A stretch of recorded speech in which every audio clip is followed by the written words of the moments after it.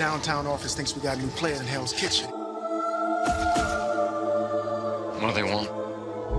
The DA's office says the shooter's independent. Daredevil Season 2. It basically picks off a little bit after where Jessica Jones Season 1 left off.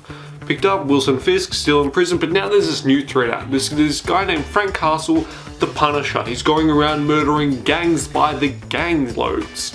We're talking 20 at a time, like bang, bang, bang, 20 dead. So Daredevil goes out to try and stop him, to protect Hell's Kitchen from any further bloodshed that may or may not occur under his watch. And what I say, this season, still great. The Daredevil series is still great.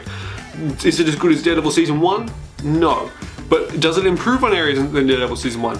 Yes, the Daredevil costume looks better in this season than it did in the first season, and the action is also greatly improved. Episode 3 contains the highlight of the series, like a 4-minute long take of Daredevil fighting in a hallway and a stairwell, and then it's just incredible. Like, it's an incredibly visceral and violent action sequence that is probably one of the best in television.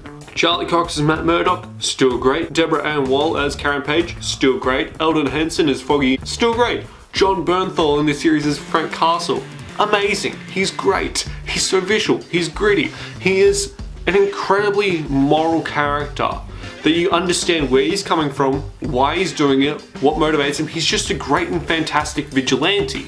Elodie Young as Elektra, who pops up in the series about halfway through and is still there to the end. She's great. Like, the show is still great. The pacing, the introduction of characters, how they develop it. I don't know where to extend this review in terms of television. There's one criticism that I have that I think really puts it just below Daredevil Season 1, and that's the pacing throughout.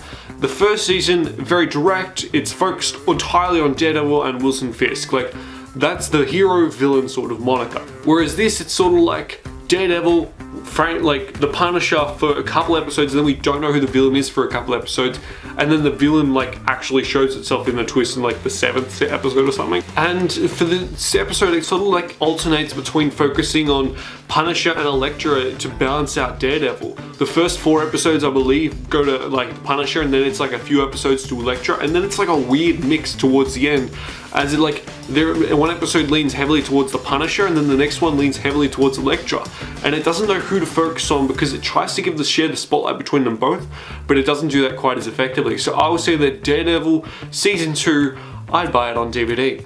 Have you seen Daredevil Season 2? What did you think of it? Let me know in the comments down below. Like the video if you enjoyed it, and subscribe, become one of the Platypus, and I'll catch you guys later. Bye. Well done, you made it to the end of the video. Why don't you click on one of these 2 videos for more content, or subscribe, so just to be reminded of when I upload, so you know, subscribe. That'd be great.